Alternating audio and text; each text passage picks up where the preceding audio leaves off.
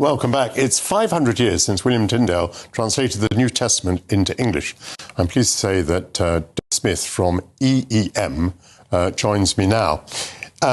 EEM, you're in the business of distributing Bibles, is that correct? That is correct. Yeah, we used to be known as Eastern European Mission.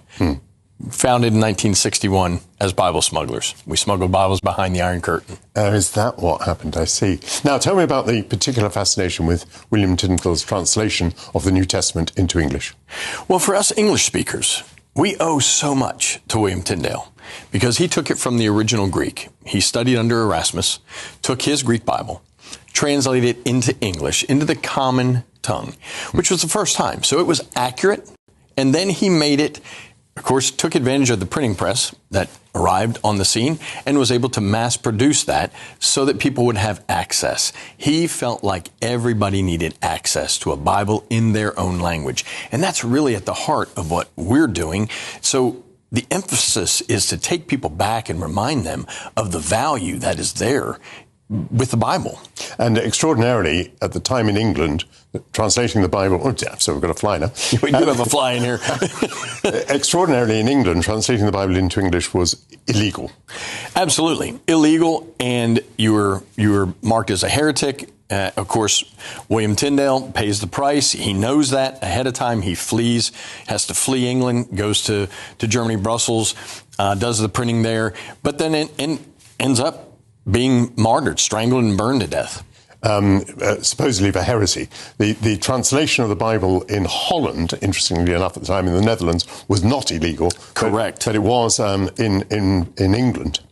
Okay, now I think that the translation that he made has in many ways endured, isn't that right? Many of the phrases that he selected to translate the Greek into English, they've survived through all the subsequent stages. That's exactly right. There's a saying, without Tyndale, there would be no Shakespeare. Now, that's pretty powerful. Indeed, but why would that follow? Because his use of the English language, so many phrases and so many words, Tyndale took from the Greek as brilliant man, spoke 8 languages.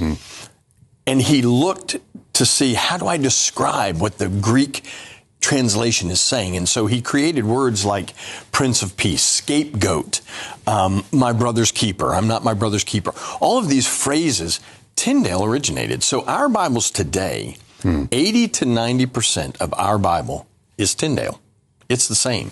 So no one has really been able to improve on his translation and for sure his translation process. Tyndale coincided more or less with the invention of printing, and so he was able to print Bibles in English, albeit that they were produced outside England. Where can we find copies of these Bibles now?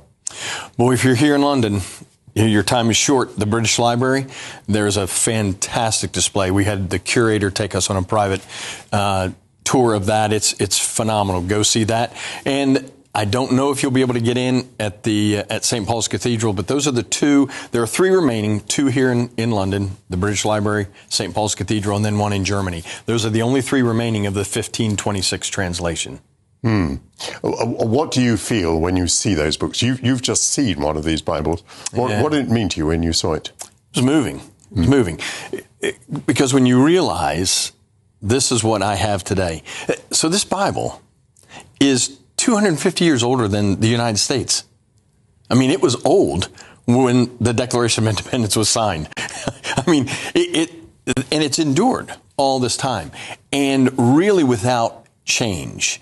And Tyndale, of course, wanted to get it into the common man's hand. He wanted to take the power away from the church and let people know what Scripture says. And there's one way to the Father. There's one way to God. That's Jesus. You don't have to go through the church. You go through Jesus. And he emphasized that throughout his work. One of the most important ideas of the Protestant Reformation, indeed, and an idea obviously very powerful and resonant even today.